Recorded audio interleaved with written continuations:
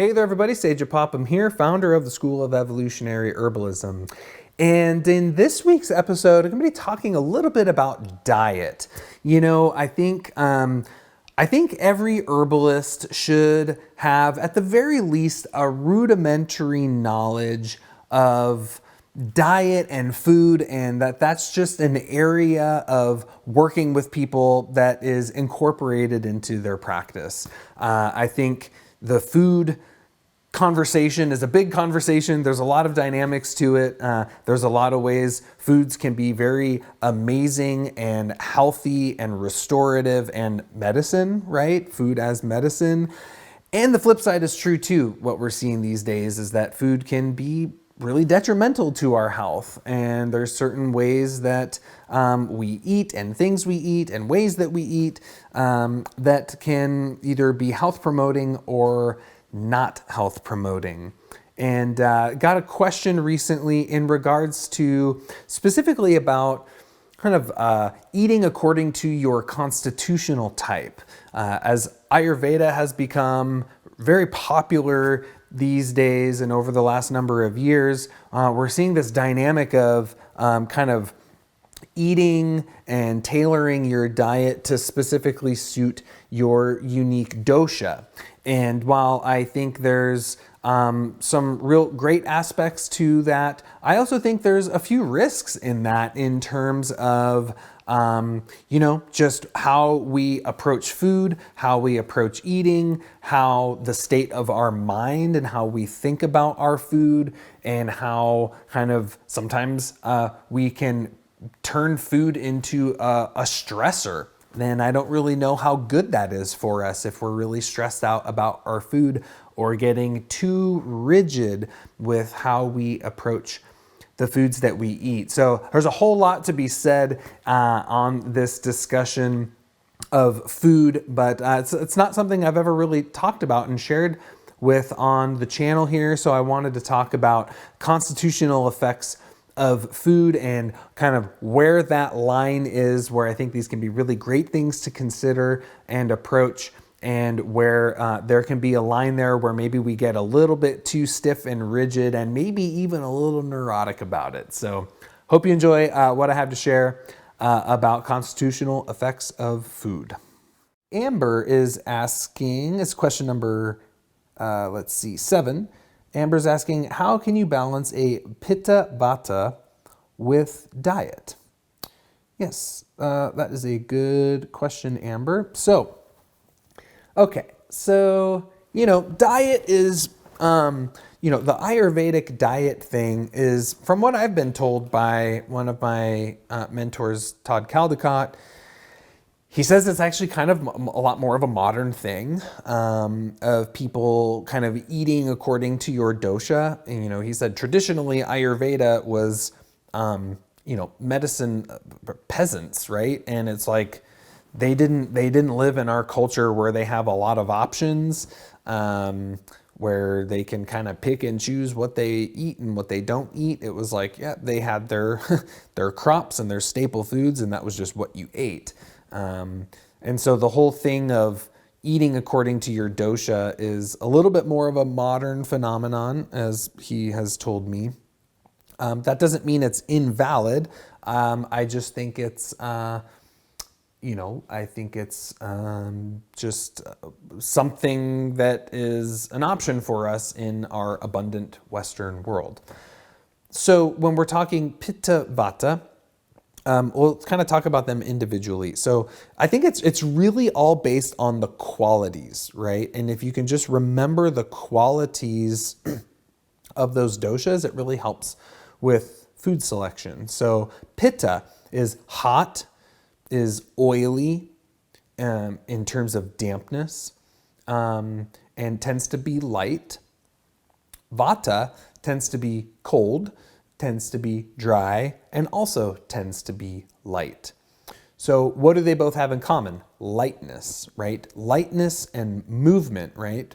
And so that kind of brings you into the common thing that is going to be the most important for balancing that kind of constitution, which is a lot of earth element. I would define that as sweet foods, not like candy, but like starches, and then and as well as like protein dense foods. Pitta in general needs a lot of protein because they're fiery and they're burning through things very quickly. And protein is really great for Vatas because it tends to ground them out. Now, the thing with Pitta, the one thing that is going to tend to imbalance Pittas the most is really hot, spicy foods, right? That's the big one that tends to aggravate Pitta conditions. And the other one is like oily foods, but specifically, because oils are great. Like we need to eat good quality oils. So in this case, I'm really referring more to like, I guess, quote, bad oils. Like fried food is going to be very aggravating to Pitta. It's been submerged in hot, boiling oil, right? That is Pitta aggravating, hot and oil. So spicy foods and fried foods are going to be very aggravating to Pitta. That's why people with a lot of Pitta in their constitution, fried foods will tend to give them acne, right? It's a really common thing amongst Pittas. So that's one thing to consider. The other one, so then thinking of Vata. So Vata does not do well with very cold foods and very dry foods. So things like, dehydrated crackers or jerky or dried nuts and seeds, like those things tend to be pretty aggravating to Vata, as well as cold raw foods. So uncooked foods, any kind of like vegetable or fruit that is cold and uncooked tends to be very aggravating to Vata. This is why, all the Chinese people like really cringe when they see someone that has kind of a thin, slender Vata type constitution on like a raw foods diet. It's like, no, it's like the worst possible diet for that constitution to be on because it's all cold, right? And it's all a lot of dry stuff. So those are the things that tend to be the most aggravating to Vata. What Vata really benefits from is nice, warming, oily foods, right? Very nourishing, like soups and stews, well cooked, easy to digest, nourishing, grounding foods are really, really great for Vata. But so that's where we start running into the confusing part for a lot of people is like, well, Pitta's hot and Vata's cold. Pitta needs cooling foods and Vata needs warming foods. Like, how the hell do I figure that out? Well,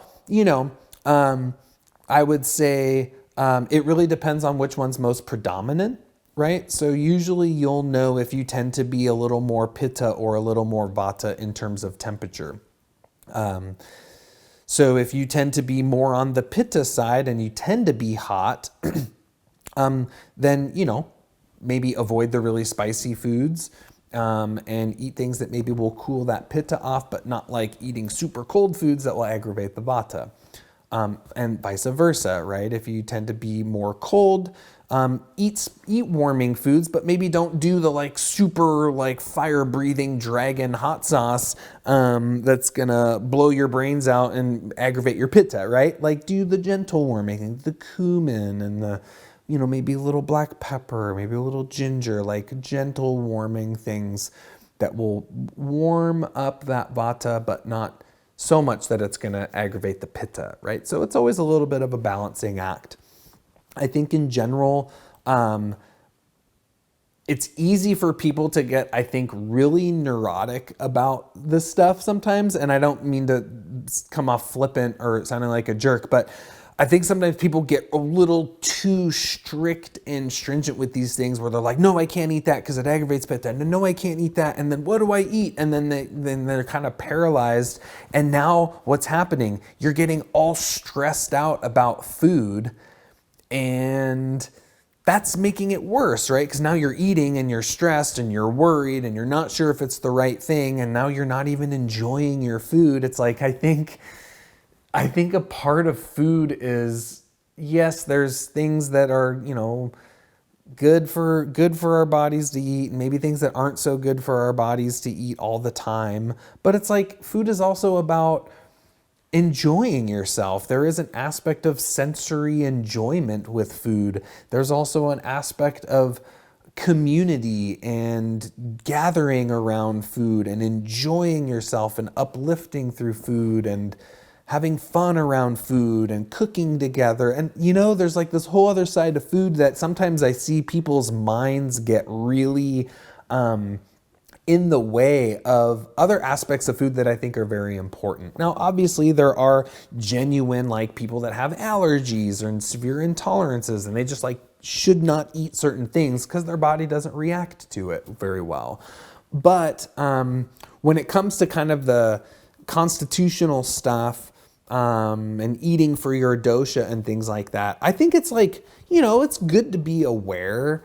But it's good to also be flexible and not get too rigid and not get too kind of put yourself in a box and limit yourself too much, because I think it just can it's almost like kind of the mind imposing on the body. Like, I think that's the most important thing, is listen to your body, right? Eat food and see how you feel when you eat food, right? Eat the fire-breathing dragon hot sauce, and oh, interesting, I just got heartburn from that. That just aggravated my pitta. Maybe I need to eat some less spicy things. I ate that really raw, cold salad, and now I feel really cold and really tense and nervous. Oh, that aggravated my vata.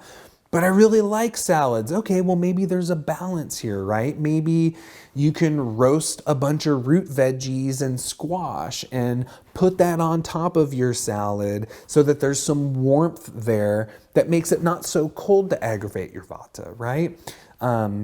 Okay, maybe you really love certain like crackers, but it's too dry and that's going to aggravate my vata. Well, maybe eat it with some like really oily hummus or something. That'll be really good. With some smoked salmon or something, right? Now you've got oiliness that's going to balance the dryness or whatever, or drink a bunch of water with it to balance it out. It's like, I think there's ways to navigate this stuff, so that you can still enjoy your food, but you're also keeping tabs on how you are reacting and responding to the foods that you eat.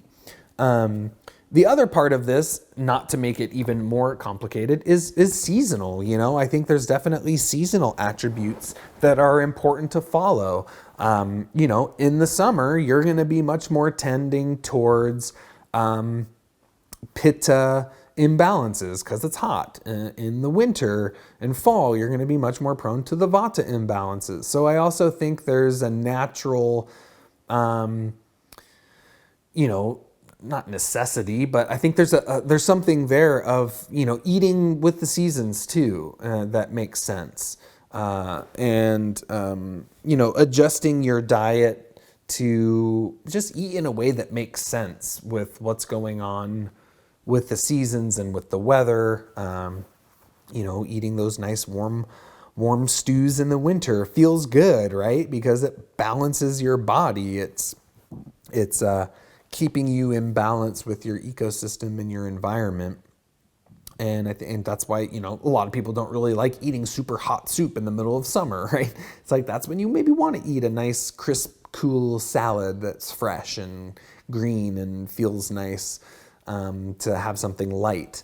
So yeah, those are kind of some of my thoughts on that, Amber. I feel like it's good to have a general sense of how foods affect your constitution. I just want to caution you to not get too rigid with it. And yes, there are all kinds of charts and diagrams and eat these foods for these doshas and stuff like that. And you can use it as a general guideline, but don't get too rigid by it. Everyone's a little bit different. You're saying you have a Pitta Vata constitution. Well, I'm a Pitta Vata constitution, but I know other Pitta Vatas that are different, right? That maybe their Vata tends to express more as tension, whereas another person's Vata maybe manifests more as dryness. whereas someone's Pitta manifests maybe more as oily and another person manifests it more as heat. So we can all have similar constitutions, but maybe we express a different quality of that constitution in a different way. So listen to your body. Let your body be I think your body is the most important communicator of all of this stuff. Then any book can inform you. And so listen to your body's wisdom. I think that's very important here. And ultimately, enjoy your food, right? You know, I think it's like, I've been learning this myself. I mean, I used to be a super hardcore raw vegan for years. I was a strict vegetarian for a long time. Then I went vegan. Then I was a raw vegan. Then I flipped and became a carnivore again. And I've gotten to a place where like I enjoy my food. Like, yeah, every once in a while, like I enjoy the like organic cashew butter cups, there's like little things that I enjoy, that it's like, yeah, I'm not going to eat it every day. I'm not going to like go crazy, but there's certain things that like I eat it and it makes me feel happy. It makes me feel good. And I think that's part of the medicine of food too, is enjoying it. So thanks for the good question. I went on all sorts of tangents on that one, but hopefully that kind of helped you all, because I know there's a lot of food stuff out there. Everyone's got the miracle diet, the best diet. This is the diet humans should eat. No, this is the diet humans should eat. No, that's the diet humans should eat. And it makes it so confusing for everyone. And I'm just like, hey, how about we just eat real food? Like fruits and vegetables and meats and legumes and grains. And sure, maybe some people, legumes don't do so well. That's okay. Maybe some people don't do so well with grains. That's okay. But I think like, let's just eat a real food diet and ultimately eat the food that you want to eat and pay attention to how those foods affect your body. And if you eat something that doesn't feel good in your body, don't eat it. And that's okay. Sometimes it sucks, but I think it's okay. And I think it's more empowering for us as human beings to have a relationship with our food, have an understanding with our food and our environment and how it affects us. That's empowerment, right? It's not empowering to have someone tell you what to do or be like, no, eat that. This is the best diet for you. It's like, well, they're not you. They don't know your body. You know your body. You're in your body. And I think there's an aspect of the whole food conversation that I really strive to encourage my clients and my students to kind of figure it out for themselves a little bit. And because that's empowering, that's self-knowledge, that's self-understanding. And to me, that's self-improvement. That's personal growth and development. That's spiritual growth and development, to just understand how the outside affects the inside. So thanks for the good question there, Amber.